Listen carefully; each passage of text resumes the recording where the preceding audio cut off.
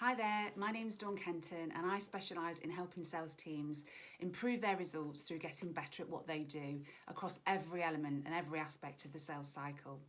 In this video, I want to share with you a process that I use when I'm working with sales teams to help them really understand the value of the product or service that they sell from the perspective of existing customers and potential new business. Often I'll work with salespeople who are brilliant at maintaining and developing relationships with existing customers, customers who are already bought into the product and service, but find it much harder to go out there and build new relationships, particularly in really competitive markets. You know, they really struggle with, well, why would somebody choose us versus, the number one in the marketplace. And what I've found through helping them work through this process is it gives them real confidence in, we can't be all things to all people, but for particular customer groups, we have a fantastic offering, and this is why the product or service that we sell is so unique and so strong and such a great proposition for that particular customer or type of customers. For those of you that also might run your own businesses, maybe small businesses, I think this is a really useful model for you too, because it can help you think about, where am I positioning myself and is everything that I do consistent with that positioning? And I'll talk about the 4 key areas that your business could be positioned in as we go through the content. But actually, how has what customers value changed? Through the course of the last few months, the things that people found important previously or valuable previously when it came to buying products and services, the order of that priority has shifted significantly. And now things like safety and cleanliness, are really, really important and might be at the top of somebody's priority list, whereas previously they might have factored or not factored at all. So it's really thinking about, how do I need to adapt and change the message that I'm putting out there to my customers, existing and potential customers, so that they can really understand and buy into the value that I can add to them. When I'm working with sales teams, one of the processes that I find really, really useful is to take them through a very simple marketing model called perceived user value. Now, this is a really straightforward way of explaining and putting into some sort of context some quite complicated marketing principles. But I've worked with, new starters all the way through to, key account managers and directors. And it's really useful because it can be as detailed and complex as you need to make it. But just to start with the simple version of the model. So it's a 4-box grid, and there are 2 axes to this. The horizontal axis is about the perception of price. And the key word there is perception of price.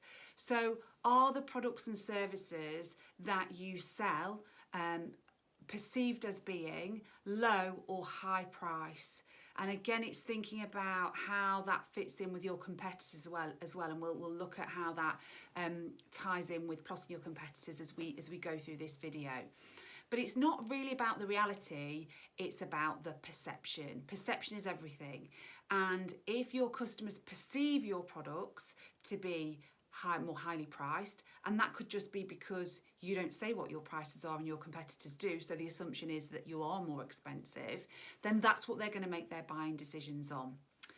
The vertical axis is about the perception of value, and value can mean a million things to a million different people, and there will be lots of factors that go into building the perception of value. So it's, what am I getting from this? How important is this element of value to me? What's key to me? What do I prioritize?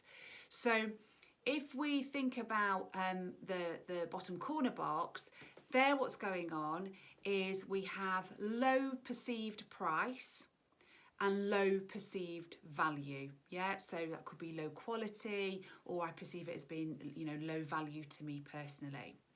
So that's what we call the economy box. And there's nothing wrong with that box. There are a lot of consumers out there that want to buy products and services that are in the economy box, the cheap and cheerful box. If you think about different industries, you can see who might fit into that economy box. So if we think about airlines, then businesses like Ryanair and EasyJet would position themselves quite firmly in that economy box. If we think about clothing retailers, so businesses like Primark, they would be perceived as, very cheap, but actually the quality of the clothing that you might buy from there, the products you might buy from there, is going to perhaps reflect that price compared to somewhere else where you might spend more money. So the economy box. The box to the north of economy is what we call the value box. So this is where your product or service is perceived as being relatively low price, but the thing that's changed is consumers perceive your product or service as being good value. So the quality, the value that they get is superior to economy. So in that box, there tends to be quite a lot of competition because that's what a lot of consumers want. And so that's where a lot of businesses will position themselves. The amount of, ads I read where it says, great value at a low price, that's what most people want. And so that's a really competitive space. So what you've got to be really clear about is, if I'm operating in that space, so I charge a reasonable price for a good quality service or product, then why would somebody choose to use me versus somebody else who's saying exactly the same thing and offering a very similar product or service? So you've really got to be clear about, how am I differentiating myself in that marketplace?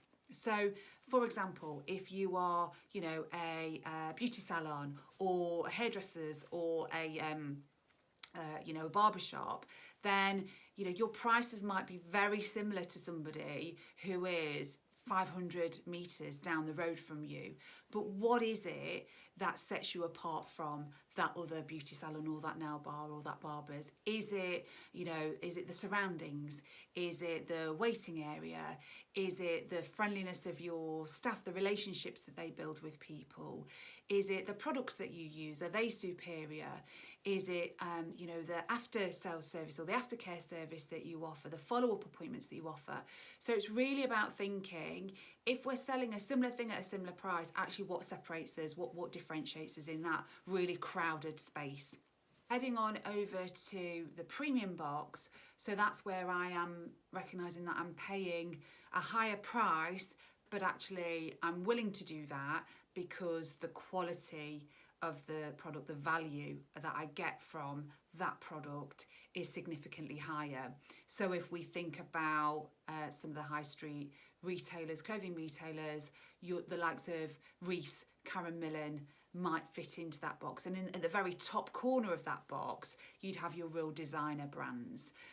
So, the fact that somebody might be willing to pay £2,000 for a pair of shoes or a handbag, but to them, their perception is that the quality that I'm getting or the value that I'm getting from walking around with that brand on my arm, or the uniqueness of those shoes or those trainers, that's worth it to me. And it's going to be a much smaller market. It's going to be a much smaller number of people that are going to have the ability to afford those products and services. And it's an aspiration for a lot of people. However, that's still a significant market for businesses. Lots of businesses thrive in that premium box. What we know from studying the previous recession is that actually businesses who are placed in that premium box still do very well, often still do very well, because what people think is, I can't afford to make a mistake. I can only afford to buy this thing once. And so actually, I'm going to buy the absolute best quality that I can afford to buy. Say, for example, if it was a laptop, because I can't afford to buy cheap and then buy again. So even in tough economic times, there is still absolutely a place for premium products and services. The final box on the 4-box grid is a place where businesses wouldn't like to find themselves, but unfortunately some do. And that's what we call the rip-off box. So a very sophisticated marketing term. And this is where the perception is that the product is low value, but actually costs a lot. So I'm paying through the nose for something which is inferior or poor quality or value. So that's not a place where businesses would want to find themselves. And if they do find themselves there, then it's very difficult to survive operating where people's perception out there is that you sit in that rip-off box. The only time really that businesses can survive for any length of time in that position is where there is no viable alternative. So if you think about maybe when we're allowed to go back to, airports and theme parks, you pay an extortionate amount for food, don't you, in those places, but you have very few alternatives unless you've had, the foresight to pack yourself a packed lunch before you go on that day trip to a theme park. Then you're sort of stuck. So they can get away with, if you like, ripping us off because we are a transient customer or we have very few alternatives. But the minute that we have an alternative, then that's something that we're going to take. But when it comes to the practical application of this model and how you use this to help your sales teams improve their ability to articulate why your product or service is so fantastic, there are lots of things that you can do. I think the first one is to be considering who are your customer groups. So using a very simple example of a nail bar, then it's thinking, well, actually, my customers are predominantly female and they will fit into different age groups or different lifestyles. So I might have my busy working professionals. I might have my retired older clients. I might have my, working mums. So very, very time poor. And each of those different customer groups is going to value something different about the service that you offer. So for some, it might be that they can sit and read a magazine and chat with other people. That might be something that's really, really valuable to them.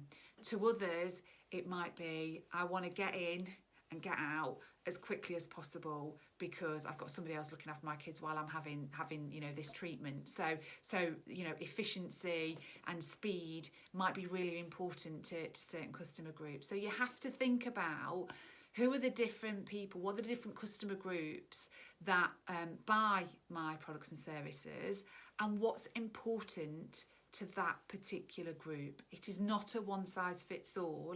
It's about understanding what's important to that particular segment of customers. And you can find that out from the feedback that they give you. You can find that from asking them, what do you value about what it is that we do? Maybe if you send out feedback questionnaires, then you'll get some really valuable information about different customer segments. And then it's really thinking about who are our main competitors. So who else does what it is that we do? And how do we stack up in the areas that those customer groups see value and compared to the people that also offer what it is that we do and what we sell? So we might not score highly for every customer group in every area, but we will for absolutely some segments and in some areas. And it's really about building confidence through recognising actually there is a weighting to those things. So it might be that we reach fewer people, if you like. Let's just say that you are a publication, whether that be print or online. We might reach fewer readers or have a smaller audience than a competitor.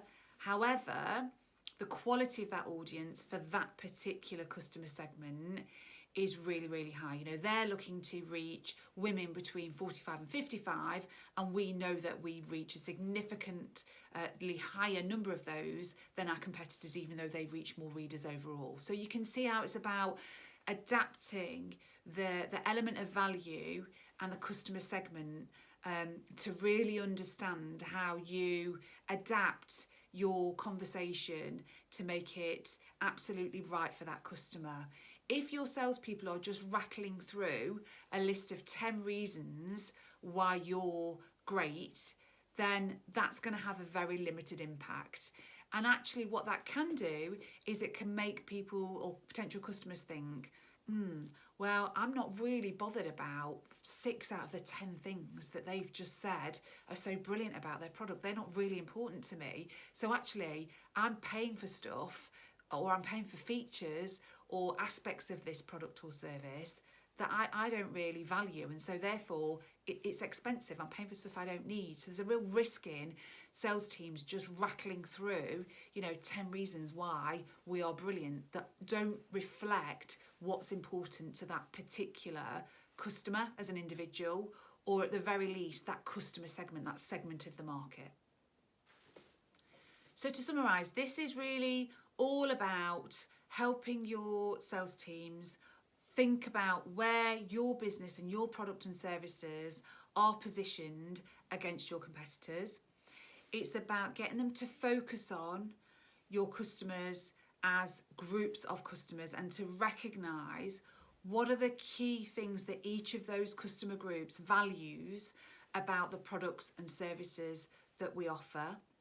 And then how do I communicate in the right way to that customer group? What are the key messages that I need to get across to that particular segment of our customers as to why we are absolutely brilliant at meeting those particular needs or delivering that particular value that they cherish so much, that they feel is so important.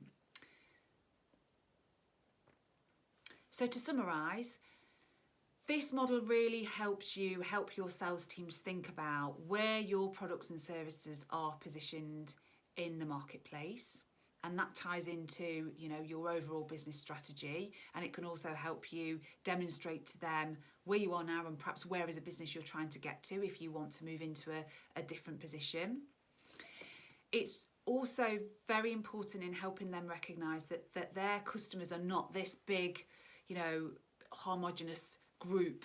There are segments within those customers, and helping them identify those different customer segments and really understand what's important to those different customer groups when it comes to buying your product or service can really help you help them confidently build value with those customers. So rather than just rattling through a list of 10 reasons why our product or service is fantastic, they have the confidence to have open conversations with those customers, really check out, because everybody's individuals, even if they fit into a particular group, it's not about making assumptions. What is important to that customer?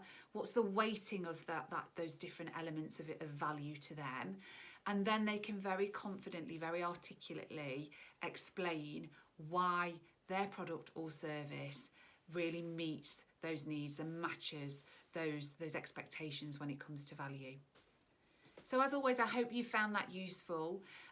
There's lots more that you can do and lots of layers of complexity when it comes to this model. You can really get into lots of detail, and I'll often run workshops where we're looking at different customer segments and spending some real good quality time putting ourselves in their shoes and really thinking about what's important to them, and then prioritising that and weighting that and rating that against our competitors. So there's lots more you can do with this model, but today I wanted to share with you an overview, and hopefully that will be enough for you to start having those conversations around your different customer segments and what's important to them, and how we really help articulate and communicate to that group of customers why our product or service is so fantastic. Thanks again for watching. Please subscribe if you'd like to be kept up to date with similar content to this. I really appreciate any comments or feedback that you have, so please get in touch, and I'll hopefully see you again soon.